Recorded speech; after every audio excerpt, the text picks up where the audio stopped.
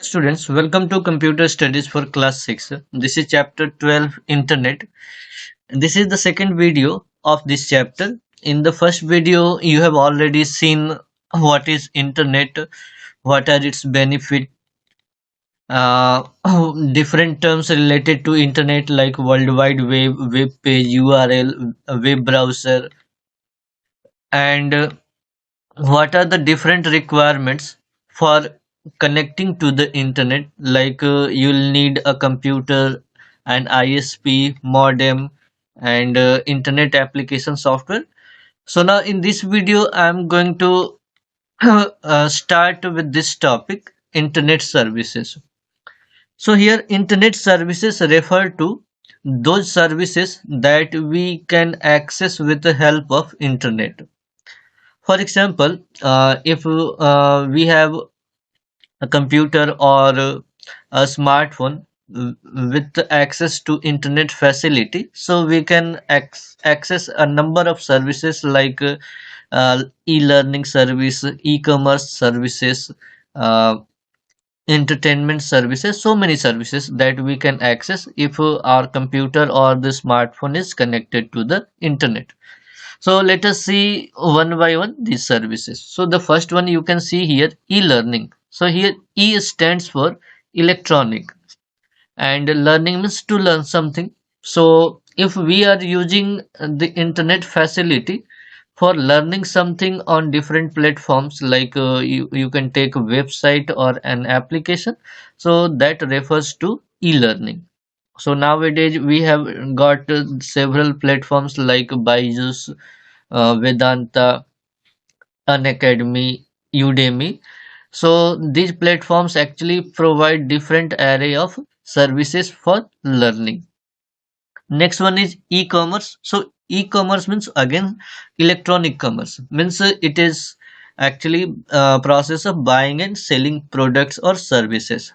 Means whenever we are using Flipkart, Amazon for buying or selling something, it means we are actually doing e-commercial activities. Next one is news group. So news group is like a notice board, or you can say electronic notice board on a particular subject. So here user can register themselves and post their views or opinions on a particular topic. Next one is very important, that is chatting. So everyone use this service for chatting, means sending text messages to one another. Next one is emails. So email is just like electronic message or document that we can send to another person with the help of internet. Next one is interactive digital television. So nowadays we can buy smart TV. So that TV becomes smart only because that TV can access internet facility, so that we can interact with the direct to broadcaster, from where we can download serials, movies, and also we can play games there. The next most important feature of this internet is advertising. So internet can be used for advertising any product or service, and it is nowadays the best way for advertisement, so that our product or services can reach to maximum number of people. So nowadays we use different social media platforms for advertisement. Next one is online games and music. So we also play online games, or we can also listen music. So now no need to download these files. We can just access these files online. Next one is e-magazines, e-papers, and e-books.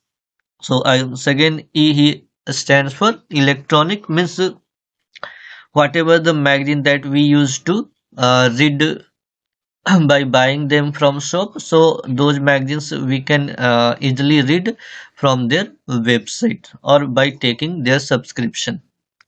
The last one is online banking. So online banking just refers to different banking services that we can access right from our smartphone or our computer, like transferring amount, uh, paying bills, or paying bills for reservation or different things. The next topic is advantages of internet.